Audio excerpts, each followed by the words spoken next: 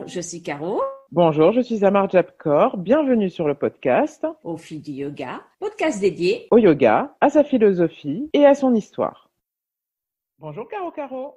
Bonjour Ramadjap. Comment vas-tu? Ça va bien aujourd'hui, c'est dimanche, il fait beau. Et toi? Écoute, très bien, mais j'ai quelque chose qui me turlupine. La dernière fois que nous avons discuté ensemble, on a parlé de Yogi Bhajan. Et puis, en fait, à chaque fois, je t'appelle par ton nom spirituel, Armajap Kaur. Et j'aimerais bien que tu nous expliques qui est Yogi Bhajan, qu'est-ce que le Kundalini Yoga, et peut-être déjà commencer par ton nom spirituel, s'il te plaît. Par mon nom spirituel. Alors, Amar Japkor, donc c'est un nom sikh, en fait, de la religion sikh, qui m'a été donné par un maître de Kundalini Yoga. Il n'y a pas particulièrement d'obligation quand on pratique le Kundalini Yoga ou quand on enseigne le Kundalini Yoga à avoir un nom spirituel. Dans toutes les traditions yogiques, souvent on nous donne un nom spirituel. Par exemple, si tu veux avoir Amma, il se peut aussi qu'elle te donne un nom spirituel. Ce serait plutôt hindouiste. Pour revenir donc à ta question, pourquoi Amar Japkor donc le nom, en fait, il m'a été donné par Shiv Charan Singh. Alors lui, il se base en fait pour donner les noms spirituels sur ta date de naissance, ton heure de naissance, la conjonction des planètes. Et un nom spirituel, ça va être la résonance mystique, je ne sais pas si je l'explique bien, mais oui, en gros, c'est ça, de ton incarnation actuelle. Et en gros, un peu comme un sankalpa, c'est-à-dire c'est une guidance pour ta propre vie, la signification de ton nom spirituel. Donc, Amar Jap, la japa, ça c'est la répétition qui est dans toutes les traditions, aussi bien en sanskrit qu'en bouddhisme, etc. La répétition en fait d'un mantra ou d'un nom en fait permet d'asseoir la connaissance et la maîtrise de la résonance qu'a ce nom. Donc Jap, voilà, ça veut dire ça. Et Amar, c'est la prière qui traverse en fait l'éternité. Mon nom spirituel, Amar Jap, signifie celle dont la prière, la répétition de la prière, la répétition du nom de Dieu, par exemple, traverse l'éternité. Et Kaur, pourquoi Kaur? Donc Kaur, ça correspondrait à un nom de famille. Ça signifie princesse. Donc princesse dont la prière traverse l'océan d'éternité. Alors oui, ça a C'est l'air un peu joli. comme ça. Merci. C'est vrai que c'est joli. Alors, C'est pas pour peu, c'est joli. merci. Corps, c'est quelque chose que tu vas retrouver chez toutes les personnes qui ont un nom sikh. Toutes les femmes, c'est Kaur, princesse, et tous les hommes, c'est Singh. Donc Shiv Charan Singh, par exemple, je ne connais pas la signification de son nom spirituel, mais je sais que que Singh signifie prince. Par exemple, pour les chanteuses qui sont versées dans le Kundalini Yoga, comme Snatam Kaur, Ajit Kaur, voilà, elles ont aussi un nom spirituel Oui, qui résonne, et donc ça finit systématiquement par Kaur, Kaur étant comme un nom de famille. Donc tu peux m'appeler juste Amar Jap. d'accord. Tu peux m'appeler Amar Jap Ça sera. Kaur. Voilà. Ma petite princesse. Oh, merci. Donc, ça, c'est pour l'explication. Et donc, pourquoi je disais que ce n'était pas une obligation? Donc, il n'y a pas d'obligation. Donc, c'est vrai que la majorité des enseignants, tu le remarqueras, ont un nom spirituel.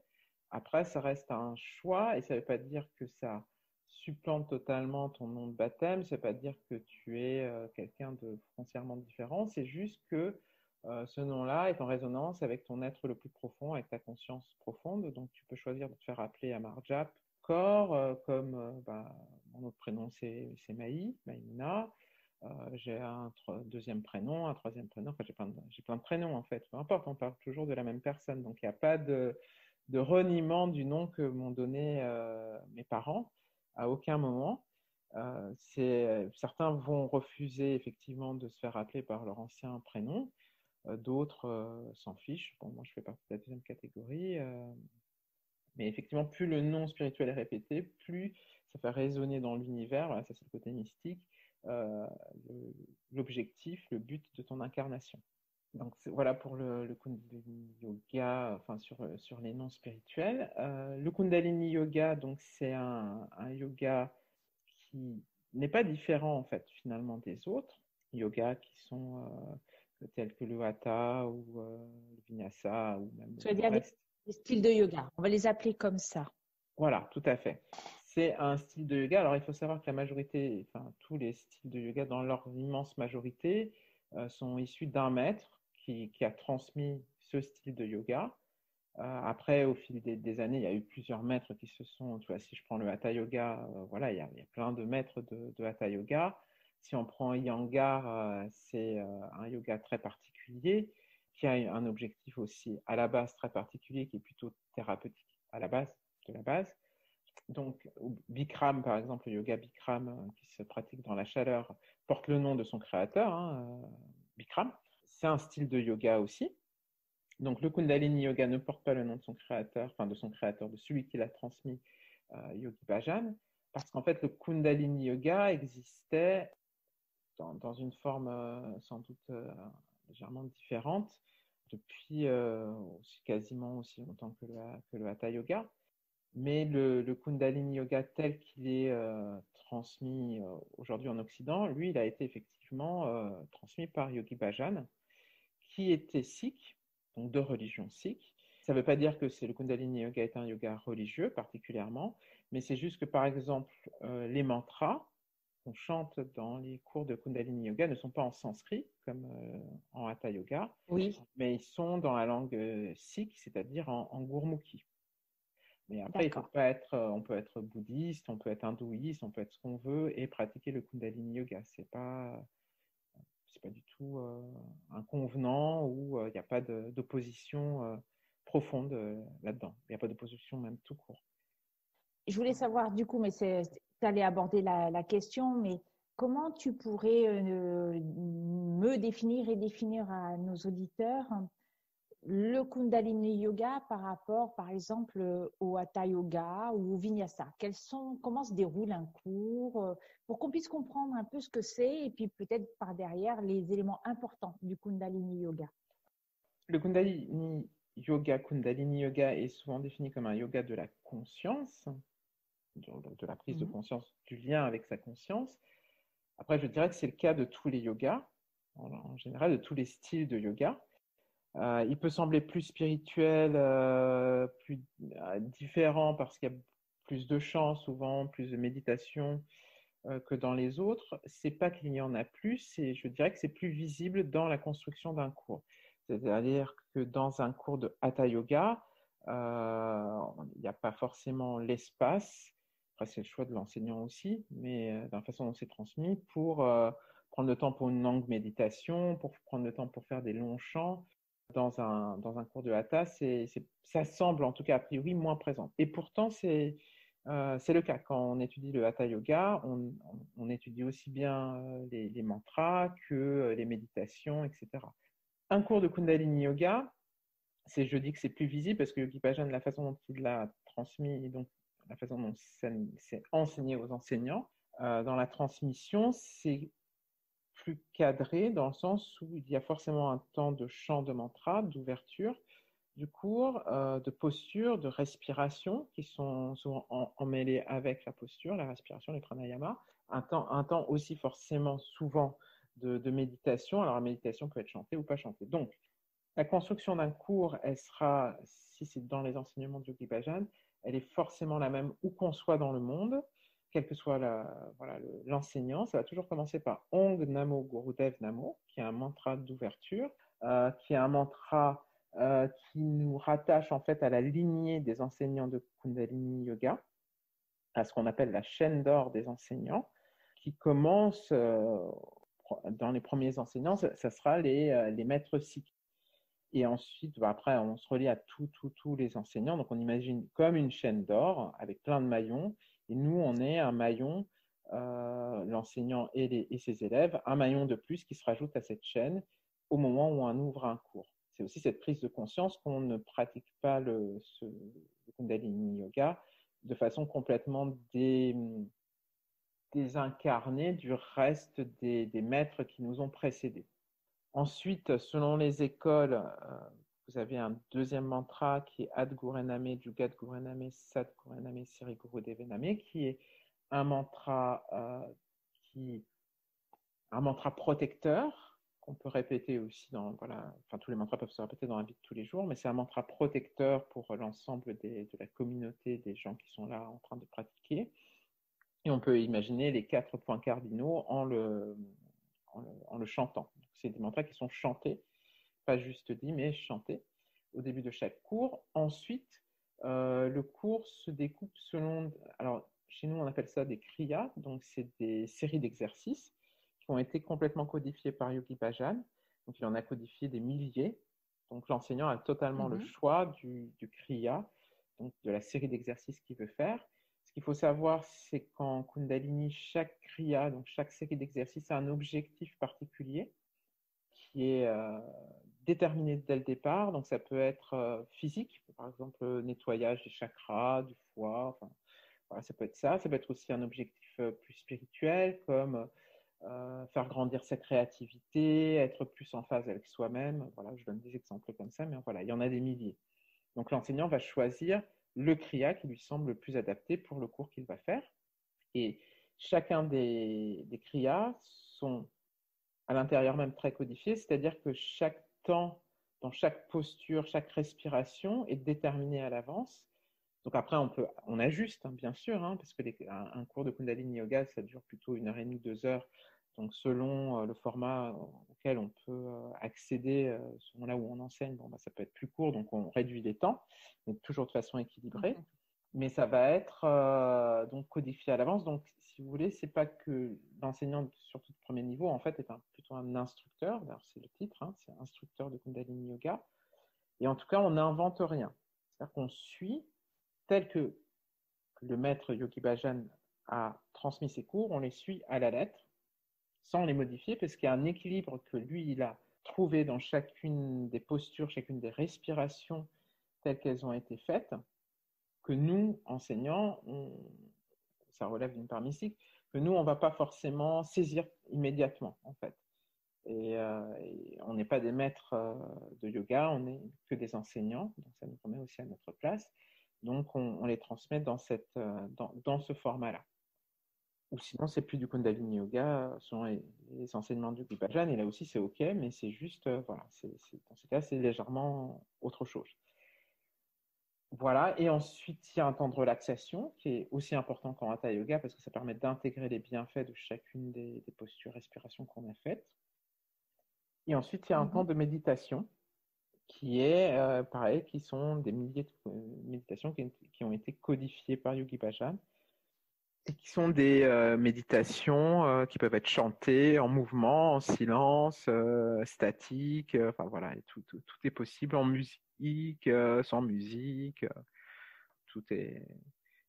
Ça aussi, c'est le libre choix de l'enseignant selon le feeling qu'il a pour son groupe pour cette semaine-là. Et on referme le cours en chantant un chant en anglais, May the Long Time. Alors, il est en anglais, mais on peut le chanter en français, en espagnol, en ce qu'on veut, qui est un chant en fait, que Yogi Bhajan a trouvé dans les années 60-70 et qui est en fait un chant issu du folklore, je ne sais plus si c'est anglais ou gallois. En gros, c'était un chant pour les personnes à l'époque du Moyen-Âge qui sortaient de la taverne et qui allaient reprendre la route. Donc, c'est un chant de bénédiction pour qu'ils fassent bonne route. Et on finit par Satnam, qui est, donc 3 ou 1 Satnam étant je salue votre véritable conscience. Enfin, ça veut dire la véritable identité, Satnam. Et donc, en disant Satnam à quelqu'un, c'est je salue le véritable soi de l'autre. Et on se dit au revoir comme ça. D'accord. Voilà, donc ça, c'est la construction d'un. Tu as oublié de nous parler de quelque chose. Le vêtement, la couleur du vêtement. Peux-tu nous en dire un peu plus? Alors, l'enseignant, vous remarquerez. Parce qu'il faut dire que les enseignants sont en blanc. Est-ce qu'il y a une explication particulière? Pourquoi le blanc? Juste, voilà, l'idée du blanc et peut-être aussi le turban. Pour le blanc, c'est une couleur en fait qui va refléter les autres. La couleur blanche est une couleur aussi donc au niveau des énergies des autres qui n'absorbe pas, en fait, qui reflète l'énergie des autres. Donc pour l'enseignant, mais aussi pour les pratiquants, en fait. C'est vrai que peut-être on ne le dit pas assez, les pratiquants aussi sont invités à être en blanc, mais il n'y a pas d'obligation. Ce n'est pas une secte, hein, donc il n'y a pas d'obligation. Si la personne a envie d'être en noir, elle est en noir. Par contre, l'enseignant, lui, se doit d'être en blanc pour refléter donc l'énergie des autres et aussi pour une forme de neutralité de l'enseignant, c'est-à-dire qu'il est quelqu'un qui transmet, il n'est pas la star, je dirais, du cours avec des super bling-bling. D'accord. C'est pour, voilà, il est dans une posture de neutralité, donc de transmission, donc forcément, il est, voilà, ça c'est le choix de couleur. Et s'il y a une forme aussi de thérapie par la couleur, Yogi Bhajan disait justement, essayez de passer une journée intégralement en blanc et vous verrez que le rapport aux autres sera changé et les autres aussi ont un rapport différent avec vous. Donc effectivement, c'est intéressant de tester ça voilà, dans la vie de tous les jours, enseignant ou pas, d'être intégralement en blanc. Effectivement, il y a quelque chose qui change dans le regard des autres, mais enfin voilà, c'est à tester, peut-être plus en été, mais bon, on peut le faire en hiver aussi, c'est pas mal, mais d'autant plus en hiver parce qu'ici en Occident, on est beaucoup noir, gris, marron. Je n'ai jamais compris pourquoi on voulait se mouler couleur de la nature, alors que bon, c'est sympa d'être dans des couleurs aussi. Donc voilà, donc il y a une forme de thérapie par la couleur. Et pour répondre à ta question sur le turban, un turban bien posé, bien serré sur la tête du pratiquant et donc de l'enseignant, c'est déjà une forme de protection en termes de réception d'énergie.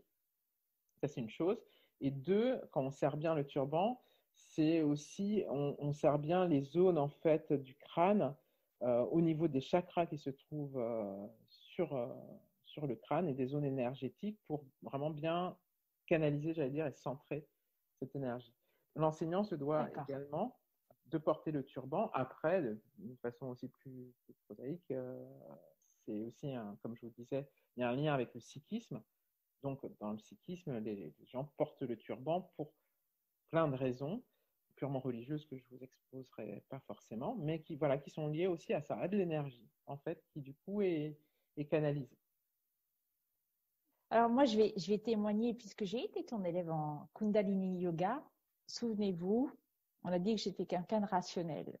Et la première fois, je connaissais Maï. Donc, je suis allée à son cours par curiosité parce qu'une amie m'avait dit « Viens au cours de Maï ». Et c'est vrai que j'y suis pas allée à reculons, absolument pas, plutôt avec beaucoup de curiosité. Parce qu'on voit toujours ces photos de personnes effectivement en blanc, les yeux fermés en train de chanter. Et c'est vrai que pour certaines personnes, c'est oh là là, c'est une secte, où ils sont complètement perchés. Et je trouve que c'est une très très jolie pratique. Elle est très exigeante en fait. Les kriyas ne sont pas tout le temps faciles à exécuter, surtout parce que par rapport à d'autres asanas ou séries d'asanas dans d'autres types de yoga, ici on les tient très longtemps. Et alors, je trouve que la partie la plus belle, c'est la partie chanson, mantra. Il faut savoir que certains mantras peuvent durer très longtemps. Et c'est justement là, en fait, que réside, je trouve, la beauté, parce que c'est là que tous les participants d'un cours de Kundalini commencent à chanter à l'unisson. Au début, c'est pas du tout ça, c'est un peu chacun. Et puis après, il y a un moment où toutes les voix sont ensemble, c'est très harmonieux, très beau, et ça nous permet de tenir la longueur et de rentrer, pour certains, dans une espèce de transe. Ça va être, mais en tout cas, dans un état profond de méditation. Et comme disait Maïmouna juste à l'instant, de prendre conscience de sa conscience. Donc, si vous en avez l'occasion, allez essayer un cours de Kundalini Yoga, au moins par curiosité et sans a priori. Je pense que vous serez surpris. Maï, as-tu quelque chose à rajouter? Bah écoute, ma chère Caro, non. C'est déjà pas mal. Eh bien, on va laisser nos auditeurs ici. On vous souhaite une bonne journée. Si vous avez des questions, des remarques, n'hésitez surtout pas à nous les faire parvenir à l'adresse qui apparaît dans les coordonnées du podcast. Et on vous souhaite une bonne journée. Au revoir Maï. Au revoir Caro.